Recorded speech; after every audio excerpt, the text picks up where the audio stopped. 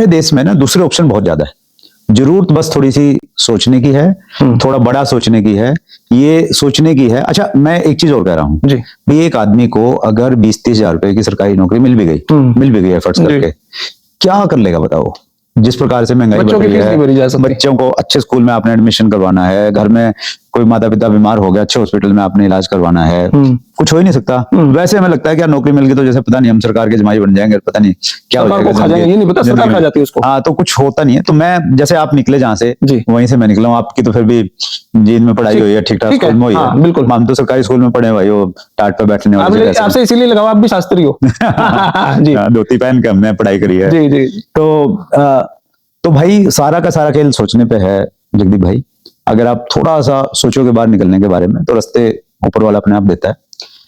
मैंने भी तो सारे भैया ने भाई मेरी राम राम। मैं जगदीप शर्मा, स्टेप अप जय सर यूट्यूब चैनल पर आपका स्वागत करता हूं।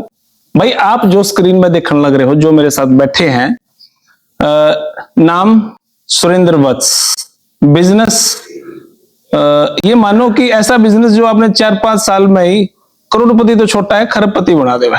अब ये बिजनेस 25 साल से करने लग रहे, तो अब अंदाजा लगाओ कि कहां पे बैठा हूं मैं। हमारे साथ है सुरेंद्र वत्स जी, और बहुत सारी बातें आपको यहीं पे सुनने को मिलेंगी।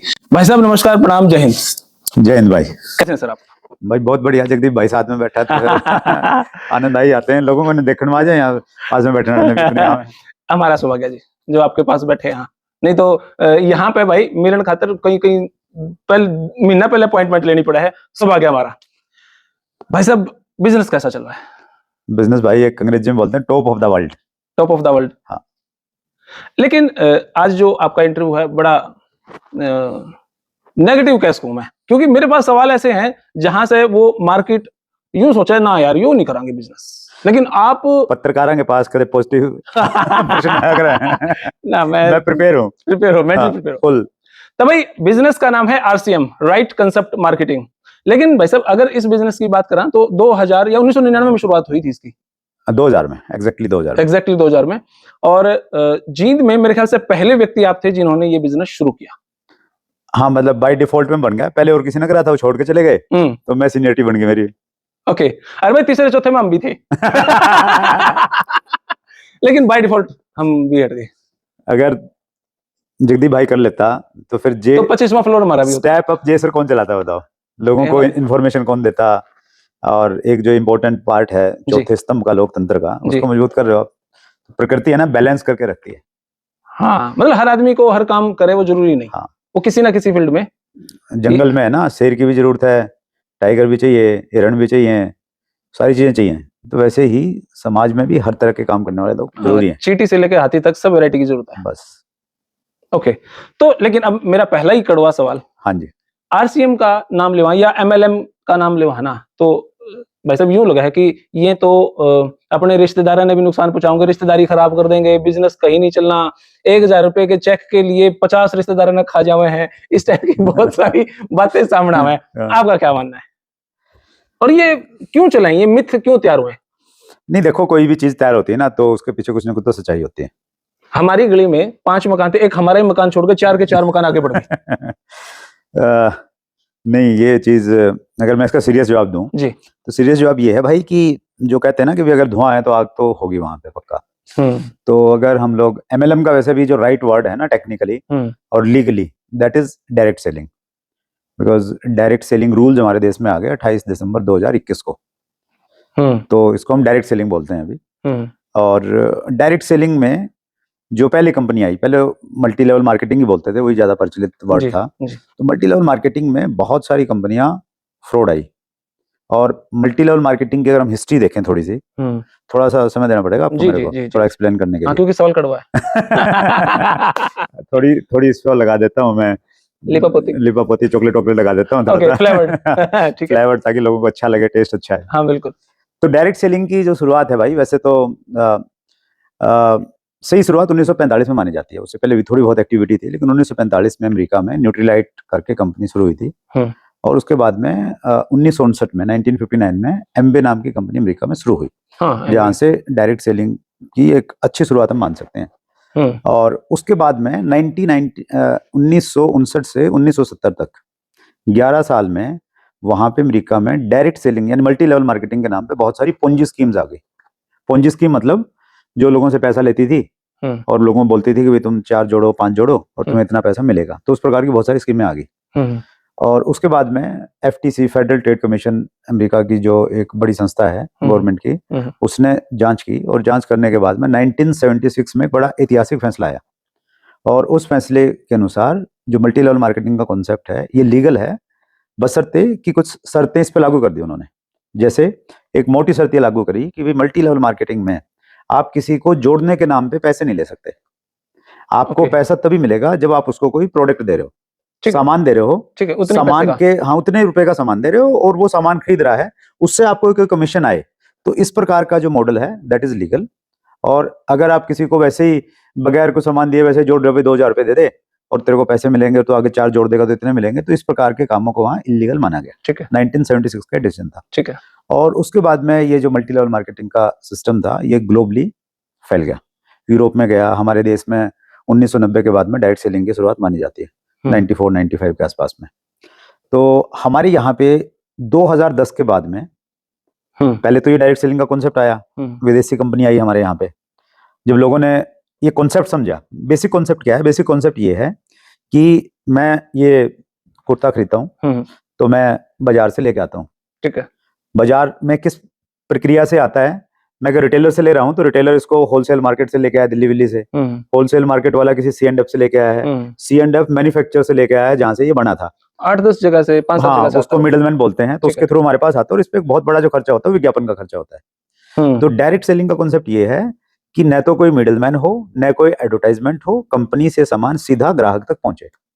तो ये जो कॉन्सेप्ट हमारे देश में इंट्रोड्यूस हुआ, लोगों को ये कॉन्सेप्ट तो बड़ा पसंद आया। कॉन्सेप्ट क्या कि मिडलमैन को एडवर्टाइजमेंट का पैसा अगर आम आदमी बच जाए, ठीक है, तो बहुत बढ़िया है, अच्छी बात है। तो लोग इसके प्रति आकर्षित हुए और बहुत सारे लोग जुड़े।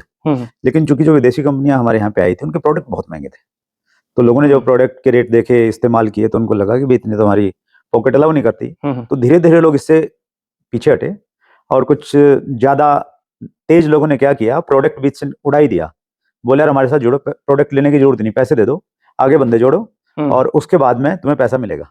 तो जो मनी सर्कुलेशन स्कीम्स 1959 से 1970 के बीच में अमेरिका में शुरू हुई थी, उसी प्रकार की स्कीमें हमारे देश में खूब चली।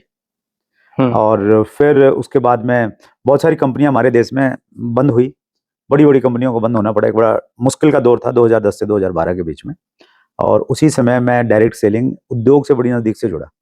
एक एसोसिएशन बनी उस समय, DSDW, direct selling distributor welfare association. तो उसका मुझे फाउंडर प्रेसिडेंट बना दिया, इंडिया लेवल की ऑर्गेनाइजेशन आज भी काम कर रही है। तो बहुत क्लोजली हमने गवर्नमेंट के साथ में मिलकर काम किया।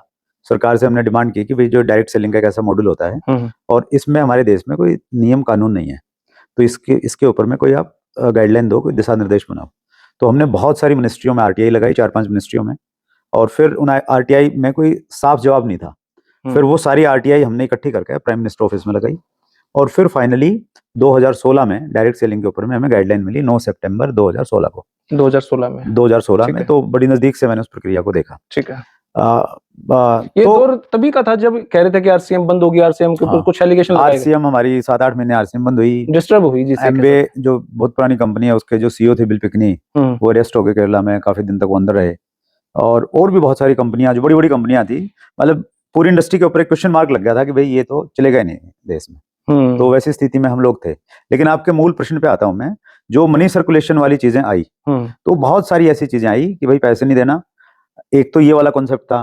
फिर लोग थोड़ा दूसरा कॉन्सेप्ट लेके आए, जब लोगों को लगा यार ये तो पैसे बांट रहे हैं, फिर लोग कुछ कॉन्सेप्ट लेके आए कि भाई आप तो हमें 10,000 रुपये दो और हम उस 10,000 रुपये में बकरी खरीदेंगे, ठीक है, और एक बकरी साल में इतने बच्चे देती है और वो इतने साल में बड़े हो जाते हैं और फिर वो इतने की बिकती है।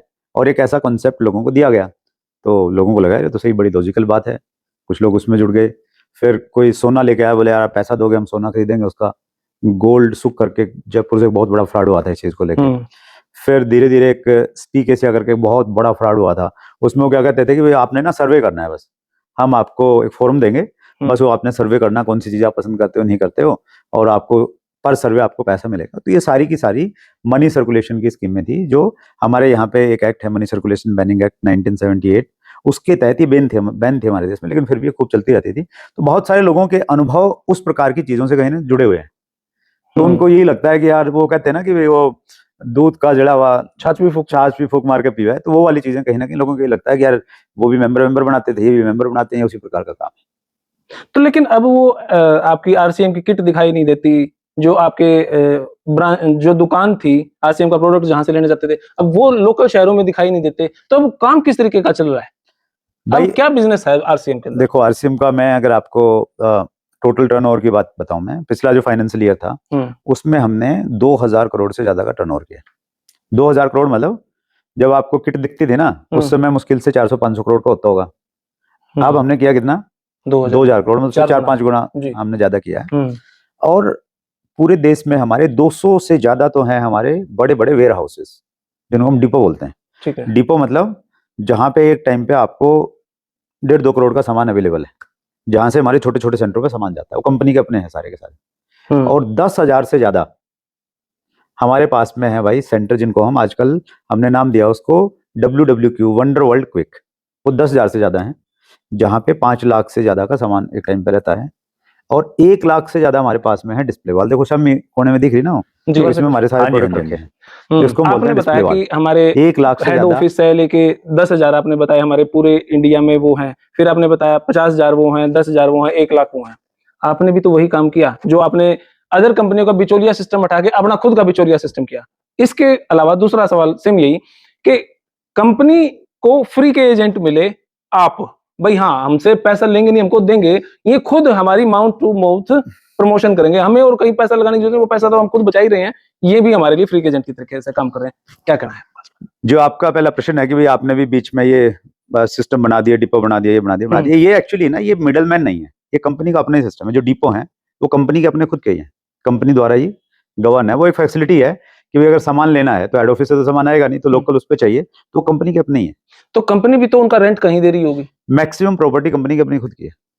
तो वो जो जगह खरीदी होगी वो भी तो आदमियों की कमाई से ही खरीदी होगी। हाँ, कमाई तो होगी, तो लगा रहे ना भाई। फिर वही तो खर्चा तो बड़ा ही। मॉडल वही है। देखिए जो हम 1500 रुपए की किट में 4 पैंट शर्ट खरीदते थे, आज वो 1500 की किट में नहीं आएगा।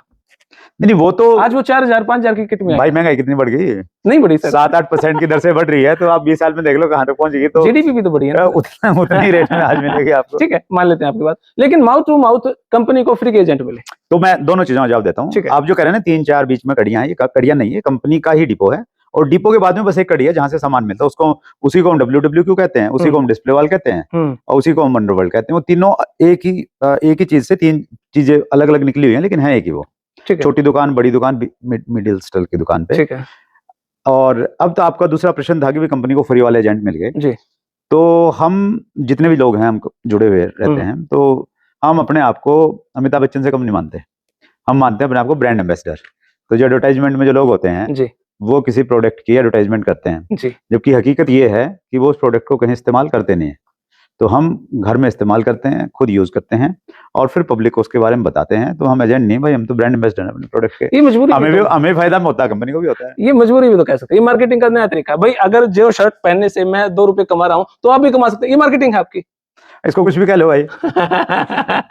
तो लेकिन फिर भी लोगों में नकारात्मकता पहले से ज्यादा आई है, या पहले से बिजनेस करने की क्षमता ज्यादा पैदा हुई है? कौन सा ऑप्शन? देखो, जैसे मैंने बताया ना 2016 में हमारे रूल आ गए थे, ठीक है। उससे पहले तो ऐसे ही धूल में लट चला रहे थे सभी, ठीक है, किसी को कुछ नहीं मालूम था, मतलब कोई नियम कानून ही नहीं है, कोई दिशा निर्देश ही नहीं है। तो हम सही गलत क्या देखते थे कि यार अमेरिका का कानून क्या कहता है, मलेशिया का क्या कहता है, सिंगापुर का क्या कहता है, उससे कहीं ना कहीं हम रिलेट करते थे। हमारे देश में तो कोई कानून था ही नहीं, इस पे कोई दिशा निर्देश नहीं था।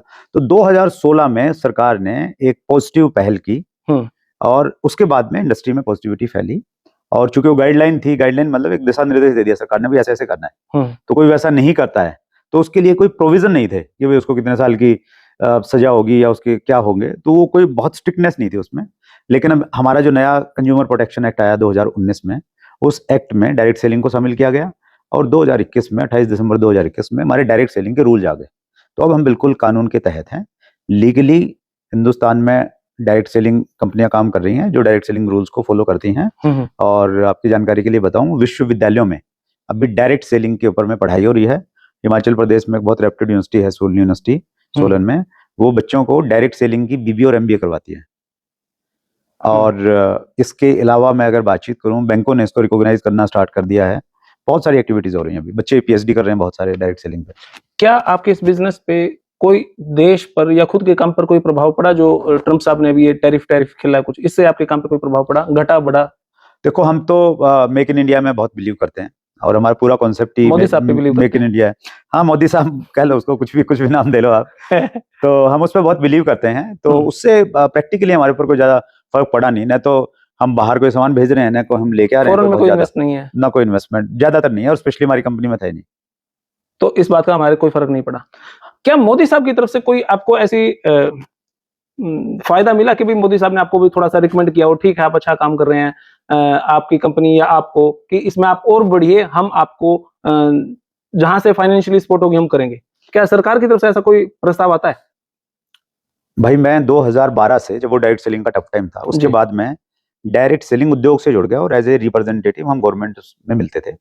तो 2012 से 2014 में जब भी हम मंत्रालय में जाते थे, हमारा ज्यादा ताल्लुकात था कंज्यूमर अफेयर मिनिस्ट्री से पड़ता था ज्यादा, तो या इंडस्ट्रियल डिपार्टमेंट से पड़ता था। ठीक है। तो वहां का माहौल उस समय थोड़ा अलग था, और 2014 के बाद में जब गवर्नमेंट बदली, तो उस माहौल को हमने बदलते हुए बड़ी नजदीक से अपनी आंखों से देखा। जैसे सबसे बड़ी चीज, उस माहौल में कोई रिस्पॉन्सिबिलिटी नहीं लेता था कामों को। हाँ, 2014 से पहले चीजों को टालने वाली प्रवृत्ति ज्यादा थी। ठीक है। डिसीजन नहीं लेता था कोई।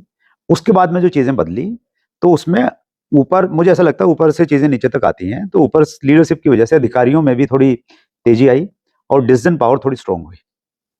इन दिनों में कुछ आपको लग रहा है कि क्या कुछ ज्यादा उठापटक है, इन दिनों में कुछ ज्यादा सक्रियता है देश को प्रति, सरकार का कुछ ऐसा मामला आपको लगता हो? मेक इन इंडिया जैसे प्लान बनाया है मोदी जी ने। मेक इन इंडिया प्लान बहुत अच्छा है, और गवर्नमेंट की जो कई सारी योजनाएं हैं ना, वो हमारे से डायरेक्ट सेलिंग से बहुत कनेक्टेड हैं। For example, make in India जैसे आपने बोला, एक गवर्नमेंट की योजना है स्किल इंडिया। ठीक है, हाँ। स्किल इंडिया हमारे यहाँ बहुत डायरेक्टली इन्वॉल्व है। हम लोगों की स्किल को डेवलप करते हैं, जो भी हमारे साथ में जुड़ते हैं उनमें सेलिंग की स्किल्स हम एनहांस करते हैं। और उसके अलावा पब्लिक स्पीकिंग, नहीं, सरकार उसमें हेल्प करती है, एक जो माहौल बनाती है ना, एक्चुअली उस माहौल को फायदा मिलता है। फाइनेंशियली तो ऐसा कुछ हमने कभी सरकार से, मैनेजमेंट का हेल्प करती है? नहीं, हमने कोई भी मांगी भी नहीं, और ऐसा कुछ हमारा ऐसा लेटर दे देती है भाई ऐसा आप काम करो, भाई ऑर्डर दे दिया अब आपको काम करना है, ये हेडेक होगी आपकी। जगदीप भाई, सरकार का काम है पॉलिसी बनाना, और आपको काम करने में कोई दिक्कत आ रही हो तो वो रास्ता साफ करना। तो हमें दिक्कत आ रही थी क्योंकि नियम कानून नहीं थे, तो सरकार ने हमें कानून बना के दे दिया, डायरेक्ट सेलिंग रूल्स 2021। वो जो हमारी हर्डल थी वो खत्म कर दी, अब खुला रोड हमारे सामने पड़ा है। हाँ, जितना मर्जी काम करें। और आंकड़े बताते हैं कि 2016 के बाद में इंडियन डायरेक्ट सेलिंग इंडस्ट्री में बहुत अच्छी ग्रोथ आई है। हालांकि हमारा स्थान अभी वर्ल्ड में 11वां है, लेकिन हमारा जो 3 ईयर CAGR है, कंपाउंड एनुअल ग्रोथ रेट, वो बहुत ही अच्छा है। और हम लगभग 8.9। गांव के मुद्दे से मैं आपसे पूछ रहा हूँ कि नौकरी का बड़ा झंझट है। सरकार, अगर मैं हरियाणा गवर्नमेंट की बात करूं, लगभग 3 लाख नौकरियां होंगी हरियाणा पूरे में, कच्चे पक्के मिला के टोटली, चाहे वो डीसी रेट वाले, एचकेआरएन वाले पक्के हों, 4 लाख मैक्सिमम होंगे, इससे ज्यादा नहीं है। जनसंख्या कई करोड़ों है, तो नौकरी तो नहीं दे पाएगी सरकार। माँ बाप ये सोचे मेरे बेटे को नौकरी मिल जाए, अब उससे अलग वो सोच भी नहीं रहे। अब मेरे मम्मी पापा थे, वो चाहते नहीं थे मैं यूट्यूबर बनूं, कोइंसिडेंटली बन गया, एक्सीडेंटली मैं बन गया, लेकिन फिर भी अब मेरी वाइफ की बात आई तो भाई इसने तो पढ़ा, अब वो नौकरी मिल गई। लेकिन हर जगह सिर्फ नौकरी का ही मुद्दा है। इस नौकरी के झंझट से कैसे हटें और कैसे बिजनेस की लाइन में आए, कैसे एंट्री करें? आपके पास क्या आइडिया है, क्या करें? जैसे आपने कहा कि 4 लाख आपने जो बोला, वो टोटल कर्मचारी हैं अभी जो हरियाणा सरकार के साथ काम, टोटल पुराने नए सब मिला मात्र। और टोटल जनसंख्या कितनी है अपने हरियाणा की? 3.25 करोड़। 3.25 करोड़ है, 4 लाख लोगों को नौकरी है। हाँ, मतलब उसमें डीसी रेट वाले भी हैं। हाँ, परसेंटेज अगर हम देखेंगे तो कितना, 2-3% लोगों के पास है। हाँ, लगभग परसेंटेज देखेंगे तो मतलब आपके जो आंकड़े हैं उसके अनुसार तो लगभग यही आएगा। हाँ, मतलब 2% भी नहीं है। हाँ, ठीक है जी। अब एक तो जितने भी हमारे साथी व्यूअर देख रहे हैं, उनके दिमाग में एक चीज बहुत क्लियर हो जानी चाहिए कि भाई सबके लिए नौकरियां नहीं हो सकती, सरकारी तो बिल्कुल नहीं हो सकती। तो इस चीज को पहले दिमाग से निकालना पड़ेगा, और निकालने के साथ साथ में फिर ये सोचना पड़ेगा, भारत जैसे विकासशील देश में जिसकी इकोनॉमी बहुत अच्छी ग्रो कर रही है, 7.8 अभी आई। हाँ, मतलब आप अमेरिका से कंपेयर कर लो, आप चाइना से कर लो, आप जापान से कर लो, आप बहुत अच्छी हमारी इकोनॉमी है। और इसीलिए बहुत सारे लोग हमारे देश में आके कारोबार करना चाह रहे हैं। जी। सुरेंद्र वत्स जी, हरियाणा तो अब तो छोटी बात है, इंडिया में टॉप, मतलब टॉपेस्ट या कुछ और भी फॉर्म होती है मेरे को पता नहीं, वहां पे है, और एक वो दौर जहां पे जब आप शास्त्री करते थे और हॉस्टल में आप रहते थे, तो वो रहने की व्यवस्था क्या थी? जब हम इकट्ठे रहते थे तब आप बताते थे वो व्यवस्था क्या थी, जब उस व्यवस्था से जब आदमी इस पोजीशन पे आए तो वो व्यवस्था मैं जानना चाहूंगा। जब आप हॉस्टल में रहते थे किस तरीके से रहते थे, क्या व्यवस्थाएं थी, कैसे बुग्गियों में ट्रेलियों में चढ़ चढ़ के आना जाना था, वो व्यवस्थाएं क्या क्या थी, और उस टाइम क्या दिमाग में था? नहीं भाई, उस समय तो जो भी व्यवस्थाएं थी उसको हम एंजॉय करते थे, ऐसा नहीं कि बड़ा मुश्किल दौर था जी। तो उसमें साइकिल चलाते थे, साइकिल में मजा था, चैन उतर गई, पजामा फंस गया चैन तो उसके अपने आनंद थे, तो परेशानी तो नहीं थी उसमें। हाँ, थोड़ा सा बहुत कुछ सीखने को मिला उन चीजों आज में। अगर उन बातों को सोचो तो भाई उन बातों को देखिए, सोचते हो? बिल्कुल सोचते हैं। कभी मैं बच्चों से भी बात करता हूँ कभी, तो बच्चों को बड़ा आश्चर्य होता है, ऐसा भी था, ऐसा भी होता है। तो उन चीजों को सोचना भी चाहिए ताकि आप जमीन से जुड़े रहो, नहीं तो हम उड़ने लग जाओगे तो कभी दिक्कत आ जाएगी आपको। आपने जी। और लेकिन कंपैरिजन की अगर बातचीत करें तो भाई अच्छा लगता है। आप अगर पुरानी हिस्ट्री को देखते हो और आज आपके पास में कुछ अचीवमेंट है तो आपको भी अच्छा लगता है, और जो आपके इर्द गिर्द लोग हैं जो सुनते हैं उनको भी मोटिवेशन मिलता है। मेरे को याद है जब आपने जीन में आए एंट्री की और आपने केबल का काम शुरू किया था, वहां पे तब 2-3 केबल होती थी और नया नया आपका काम था। कंपटीशन के टाइम पे लोग तार काट जाते थे, ऐसा भी होता था। वो क्या होता था, किस तरीके से भगदड़ होती थी वो? भाई हमारा केबल नेटवर्क था। हमने क्या किया, पहले तो छोटे छोटे नेटवर्क लगाते थे हम जी। एक एरिया में मैंने लगा रखी, छतरी लगा रखी, वीसीआर रखा, हाँ। फिल्म दिखाया करते। हाँ। तो फिर पे चैनल आ गए, ESPN आ गया, जी सिनेमा, ये पे चैनल आए थे पहले। फिर ये हुआ कि यार इकट्ठे होना पड़ेगा, तो हम 5 जो केबल ऑपरेटर थे, हम वहां थे स्कीम नंबर 6 में। स्कीम नंबर 5 में वो था, एक हमारे साथी थे सुशील नागपालर, वो सफेदों गेट पे राकेश तनेजा था वो, और उस पे अपना SD स्कूल के पास में अपना हमारा रविंदर सैनी था भाई। तो हमने चारों ने मिलके एक सिस्टम लगा लिया एक जगह, कुंदन सिनेमा के सामने। तो उस समय फिर वो पे चैनल जो थे तो खर्चा बढ़ गया, हो थोड़ा ठीक ठाक सा हो गया। तो वो एक दौर था, और उस समय की मैं कुछ चीजें याद करूँ, मुझे अच्छे से याद है। तो परिवार तो गांव में रहता था, तो मैं मामा जी के पास में रहता था, रोहतक रोड पे रहते थे मामा जी। तो मैं अपना केबल का काम कर करके शाम को साइकिल उठाता अपना, और कई बार वो मेरे मामा जी का लड़का है सौरभ, वो आ जाता था मेरे पास में, तो पीछे उसको बिठाता, मैं साइकिल चलाता। और हफ्ते में एक दिन का हमारा टारगेट रहता था कि मेवाड़ प्रेम वाला जूस पीना, बड़ा बड़ा पसंद था मेरे को, बड़ा अच्छा लगता था हर रोज पीने में पैसे लगते थे, पैसे उतने थे नहीं, तो ये था कि यार हफ्ते में एक दिन तो भाई पीना है। तो वो जिस दिन वो दिन होता था कि आज पीना है, तो क्या आनंद आता था उसमें, मतलब सारी मिठाइयाँ और सारे स्वादिष्ट पकवान उसके आगे फेल है, तो उसका अपना एक आनंद था साइकिल चलाते हुए। आज वो सर्कल है टच में? बिल्कुल है भाई। मेरा एक गांव से दोस्त है राकेश, पानीपत रहते हैं, बिजली बोर्ड में अभी। तो पीछे उसके बेटे की शादी थी, तो मैं सुदेश गए।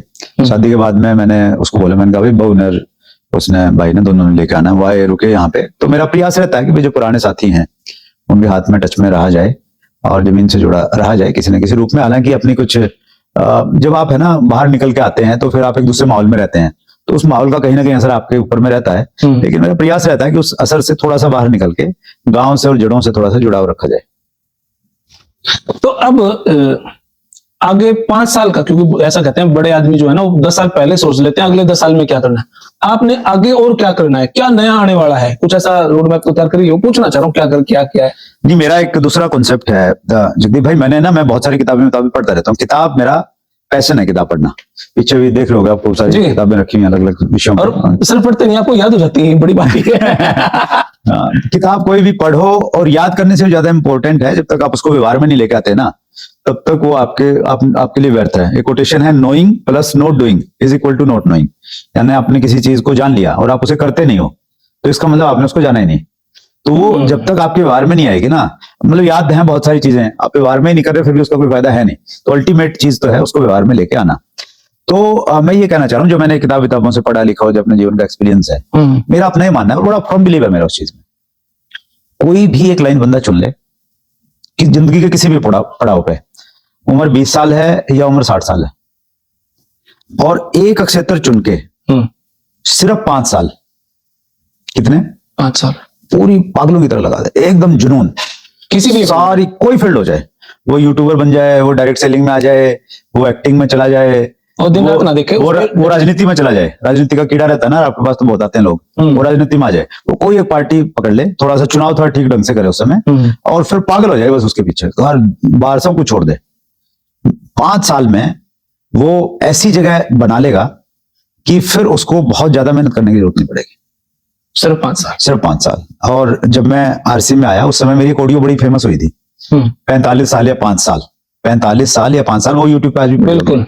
तो उसका कॉन्सेप्ट यही था कि यार 5 साल जम के दे दो आप, और 5 साल देके जो 45 साल में नहीं कमा सकते 5 साल में कमाया जा सकता है। ये समस्या हो जाती है जगदीप, नया यूनिक क्या करे, उस यूनिक के चक्कर में जो चल रहा है उसको भी खो देता हूं मैं भाई। जगदीप बेस्ट करने के चक्कर में, जगदीप ने पहले तो अपनी पीठ से थपथपानी चाहिए भाई। जगदीप जहां से निकल के आया था ना और जहां पे आ जाए भाई, जगदीप ने कमाल कर दिया भाई। जगदीप जब ऐसा लगे ना कि यार कुछ नहीं आ रहा है क्या करूं, तो पहले अपनी पीठ थपथपाया ऐसे करके ना, थपथपा एक बार ऐसे करके, ये जगदीप कमाल कर दिया भाई, स्टेप अप जैसे छा रखा है भाई। ठीक है, ठीक है। तो वो आपके शरीर में डोपामिन रिलीज करेगा। डोपामिन रिलीज है ना, अच्छी एक फीलिंग क्रिएट होगी, और फिर हो सकता है कुछ आइडिया भी आ जाए। और नहीं सोचता जा रहा, नहीं रहा कुछ, भाई पुरानी चीजें चल रही हैं भाई, किसी को पकड़ लिया, इंटरव्यू दे दिया, और क्या करें, तो धीरे धीरे फिर आइडियाज भी आएंगे भाई। Best politician? बेस्ट पॉलिटिशियन में मैं नरेंद्र मोदी जी से काफी प्रभावित हूं, और उनकी जो लीडर्स, चूंकि बिजनेस में हम लीडरशिप के गुण पढ़ते हैं, बहुत डिटेल में बातचीत करते हैं। जॉन सी मैक्सवेल करके लीडरशिप के ऊपर में सबसे अच्छा राइटर मुझे लगता है वो। उनकी किताब है अपने भीतर छुपे लीडर को कैसे जगाएं, तो उसमें उन्होंने लीडरशिप के बहुत सारे पैरामीटर्स दिए हैं। तो उन पैरामीटर्स को मैं नापता रहता हूँ बहुत सारे पॉलिटिशियंस पे, तो मुझे लगता है कि वो काफी सारे पैरामीटर्स मोदी जी की तरफ में जाते हैं, स्पेशली उनकी फास्ट डिसीजन लेने की जो उनका जो क्षमता है, कैपेसिटी है, लोगों के साथ में जुड़ाव है। मोदी जी को जब मैं सुनता हूँ, वो बिहार में जाएंगे तो ऐसा लगेगा कि ये तो बिहार से बड़ा इनका कनेक्शन है, वो साउथ में जाएंगे तो साउथ का कोई कनेक्शन निकाल लेंगे किसी न किसी रूप में। वो जो जुड़ाव का एक तरीका है वो उनमें बहुत यूनिक है, भाषण कला उनकी बहुत अच्छी है। तो वो सारी की बहुत सारी क्वालिटीज ऐसी हैं जो एक अच्छे नेता में, एक पॉलिटिशियन में होनी चाहिए, तो वो मुझे अच्छी लगती है। ओके, एक सवाल, आप अपनी मेहनत के दम पे यहाँ पे पहुंचे हैं या दादाजी का, पिताजी के आशीर्वाद से आप यहाँ पहुंचे हैं? देखिए, नो डाउट कोई भी व्यक्ति कामयाब होता है ना जगदीप भाई। पिताजी अंदर में शिकायत लगा दूंगा। नहीं, मैंने कौन सा जवाब देने से पहले मेरा अपना मानना है, and I may be wrong, कोई भी व्यक्ति कामयाब होता है तो बहुत सारी चीजों का कॉम्बिनेशन होता है। ये डिप्लोमेट जवाब दे दिया जी आपने। नहीं, मैं एग्जांपल देता हूँ आपको। ठीक है, एग्जांपल देता हूँ।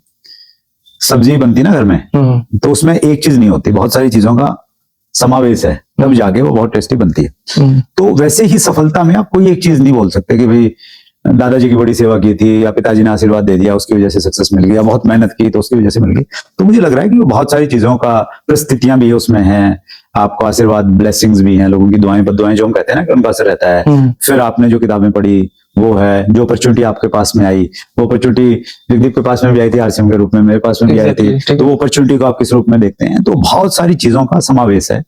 और लेकिन मेरा अपना ये मानना है कि परिस्थितियों को अगर आप अपने तरीके से ढाल लेते हैं तो वो एक बड़ा कारण बनती है किसी भी व्यक्ति की सफलता में और असफलता। परिस्थितियां, मुझे कई बार ऐसा लगता है, जहां मैं आपको जानता हूं, आपने दादाजी की रिकॉर्डिंग करवाई थी एक बार हमारे घर पे, बैठ के ढोलक तबला सब कुछ, तब अलग तरीके की रिकॉर्डिंग थी, कंटिन्यू गाना ही पड़ता था, स्टॉपेज नहीं होता था। फिर आपने ज्ञान सागर पद्धति छपवाई थी। हाँ जी। तब मुझे ये लगता है जब ये दो काम इकट्ठे हुए थे, तब जैसे पितरों का किया हुआ जो श्राद्ध जब पितरों का करते हैं तब वो चीज एकदम बढ़ती है। मुझे ये लगता है कि सुरेंद्र वत्स की प्रगति तब बढ़ी थी अचानक। भाई पता ही नहीं, उसी समय कई सारी चीजें हैं, ये भी एक कारण हो सकता है। जब आपने दादाजी को लिए बहुत सारा काम किया, जैसे पितरों का तर्पण होता है, जब पितर खुश हो जाते हैं, चल अब इनका कर देते, तब ये हुआ था, मैं ऐसा मानता हूँ। भाई ये भी हो सकता है। एक और घटना बताता हूँ मैं जी। उसी दौरान की बात है, मेरे मामा जी लाजपत जी, वो यहाँ दिल्ली में इसमें इलेक्ट्रिक के कुछ ठेके वेके लेते थे, तो मैं उनके पास में आया, तो पास में पंडित जी थे एक, जियालाल जी, उनके पास में लेके चले गए। आपके गांव के थे, मोरके के जी, जियालाल जी। तो वो बोले, मेरे को बात की, तो बोले यार तू तो है ना, वो नीलम धारण कर, तेरे लिए बड़ा सूट करेगा। ओके। तो मैंने कहा जी नीलम क्या होता है, मैं तो कुछ पहनता भी नहीं था, अभी भी नहीं पहन रहा ना, कुछ नहीं पहन रहा, तो भी नहीं पहन रहा है, तो मैं ये कुछ पहनी है, किसी ने पहना दिया, वैसे तो नहीं पहनता मैं। तो उन्होंने नीलम विलम दिया मेरे को, पहले बोले भाई ये ऐसे डायरेक्ट नहीं पहनना, पहले इसको यहाँ पे रख के रात को सो, फिर सपने अपने कैसे आते हैं, कोई घबराहट तो नहीं होती, ऐसा कुछ उन्होंने चेक वेक का सिस्टम करा। तो मुझे ऐसा लगता है कि वो मतलब जैसे ही वो लगा उसके बाद में कुछ चीजें ठीक ठाक होने लगी। आप कह रहे हो कि वो करवाया तो वो ठीक हुआ, तो बहुत सारी चीजें हैं एक्चुअली उसको अगर आप सब चीजों का कॉम्बिनेशन, ये वही बात होगी। नमक अच्छा डाला, मिर्च अच्छी डाली, तड़का अच्छा लगा, तब जाकर सब्जी का स्वाद आया, तब जाकर सुरेंद्र वत्स और मिलेनियर सुरेंद्र वत्स तैयार हुए। लेकिन मेरा अपना ही मानना है जगदीप भाई, इन सब चीजों के साथ में ऊपर वाला हर किसी को जीवन में आगे बढ़ने के मौके देता है, बस आपको उनको पहचानना है। बस हर किसी की जिंदगी में और एक बार नहीं, बहुत बार आते हैं, हर रोज आते हैं। बस हम उनको पहचान लें, नौकरी के पीछे नहीं भागें, सोचें कि यार मोदी जी आएंगे या ये फला सरकार आ जाएगी तो नौकरी मिल जाएगी। उस चीज से निकल के बहुत सारी अपॉर्चुनिटीज हमारे आसपास में रहती हैं, उनको हम देखें, उनको पकड़ें और आगे बढ़ जाएं। तो भाई हमारे सुरेंद्र वत्स जी, और सच में यहाँ पे जब आप आओ, कई बार आपको यूं लगा रहा है यार कोई आदमी आपके काम नहीं आया, या किसी आदमी से कभी मिले नहीं, शकल देखी आपने वैसे ही एलर्जी होगी, वो एक ऑरा है। यहाँ पे जब हम सुरेंद्र वत्स जी के पास आ वहां, तो चाहे आपको कितनी डिप्रेशन हो, चाहे कितनी नेगेटिव, ये ऑरा आपको पॉजिटिव करता है, इसी को ऑरा बोलते हैं। कई बार कोई व्यक्ति से आपकी कभी बात नहीं हुई, लेकिन वो वैसे ही आपको बहुत अच्छा लगता है, ये आदमी बहुत अच्छा है, वो ऑरा है। तो यहाँ पे जब भी मेरे को यूं लगा भाई कुछ 10 मिनट व्यतीत करनी किसके पास, तो सुरेंद्र वत्स। बहुत कुछ सीखने को मिला भाई, यहाँ पे हर एक बात का बहुत बड़ा वैल्यू है। एक्सपीरियंस बिजनेस का 25-26 साल का यहाँ पे आपने मिला है, और सकारात्मकता यहाँ पे मिला है, और बहुत कुछ जीवन में सीखो। तो भाई आपका कोई ना कोई विशेष होगा, उसके पास जाओ, और मेरे लिए तो स्पेशल है, तो मैं यहाँ पे आ गया। और आज से 2 साल 3 साल पहले आया था, या फिर आज आया हूँ, भाई साहब जींद आ जाए तो एक आधी बार मुलाकात हो जाए है। लेकिन अभी जब आया था तब बढ़ा था, अब आया हूं तो बढ़ जाऊंगा, यही जिंदगी है। और भाई साहब वीडियो को विराम देते हुए क्या कहना चाहेंगे? भाई आप आते हमारी प्रमोशन हो जाती, पहले द्वारका में आए थे, थोड़ा और बड़े घर में आ गए, अगली बार थोड़ा सा थोड़ा और प्रोग्रेस हो जाएगी हमारी। भाई साहब बहुत बहुत शुक्रिया भाई साहब, धन्यवाद। तो राम राम भाई साहब ने जी। तो आप अपने कमेंट बॉक्स में जरूर दें। तब तक के लिए धन्यवाद। जय हिंद, भारत माता की जय। Thank you.